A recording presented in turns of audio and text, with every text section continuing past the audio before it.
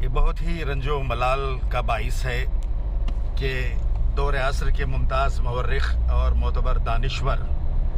جنہیں ہم ایک عہد ساز شخصیت کہہ سکتے ہیں، تاریخ ساز شخصیت ہیں، پروفیسر شیخ علی صاحب کا ابھی چند منٹ پہلے انتقال ہوا ہے۔ میں تجہیز و تکفین میں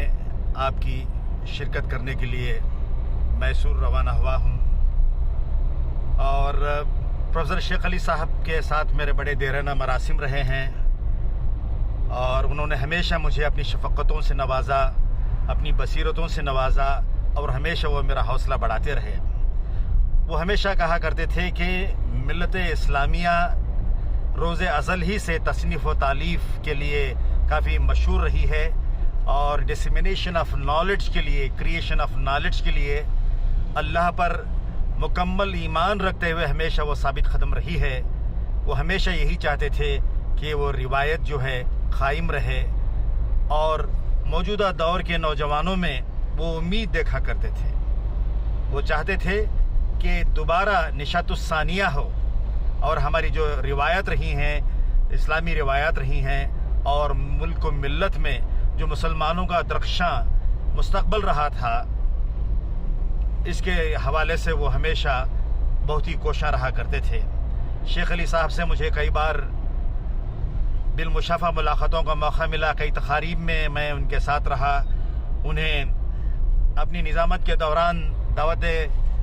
خطاب کرنے کا بھی مجھے کئی بار موقع ملا۔ کئی انٹرویوز میں نے ان کے کیے ہیں، ٹیلی ویژن کے لیے، ریڈیو کے لیے، روزنامہ سالار کے لیے، اور دیگر پبلیکیشنز کے لیے۔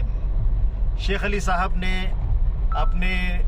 دور ملازمت ہی سے تصنیف و تالیف کا کام شروع کر رکھا تھا۔ انہوں نے تاریخ پر، بالخصوص کرناٹک کی تاریخ پر اتنی کتابیں لکھی ہیں کہ عالمی سطح پر وہ ریفرنس کی طرح یونیورسٹیز میں پڑھائی جاتی ہیں۔ پروفیسر شیخ علی صاحب نے دوران ملازمت ہی قرآنی تعلیمات اور اسوہ حسنہ رسول کریم صلی اللہ علیہ وسلم اور اسلامی تاریخ پر بھی آپ نے بہت لکھا۔ وظیفہ یابی کے بعد تقریباً انہوں نے جو سلسلہ شروع کیا وہ دراز ہوتا گیا، اور ان کی اردو میں تقریباً 35 سے 40 کتابیں ہیں۔ آپ نے 2 PhDs کی ہیں، تحقیقی مقالہ لکھا انہوں نے حیدر علی اور ٹیپو کے ساتھ برطانوی سامراجیات کے جو تعلقات تھے، جو مزاحمت تھی، اس پر انہوں نے یونیورسٹی آف انگلینڈ سے بھی ایک PhD کی، پھر اس کے بعد علی گڑھ مسلم یونیورسٹی سے بھی انہوں نے اپنا تحقیقی کام جاری رکھا۔ آج ساری دنیا میں جس طرح میری بڑے ہی مختصر سی معلومات ہیں، ٹیپو سلطان اور حیدر علی کے حوالے سے آپ عالمی سطح پر مکمل دسترس کے حامل معتبر شخصیت رہے ہیں۔ ان کے حمایت میں بات کرنے والے اور ان کے مخالفین بھی ہمیشہ انہوں نے آپ کی علمیت کو قابل احترام سمجھا، اور انہوں نے ہمیشہ خراج تحسین پیش کیا ہے شیخ علی صاحب کے حوالے سے۔ شیخ علی صاحب کا ہمارے درمیان میں اٹھ جانا یہ ایک باب کا ختم ہونا ہے، یہ ایک دور کا ختم ہونا ہے، وہ دور جس میں تگودو رہی ہے، جد و جہد رہی ہے۔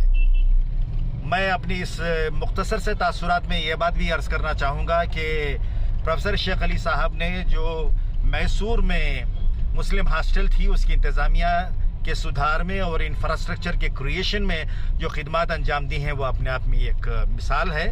اور وظیفہ یابی کے بعد انہوں نے ٹیپو سلطان ایجوکیشن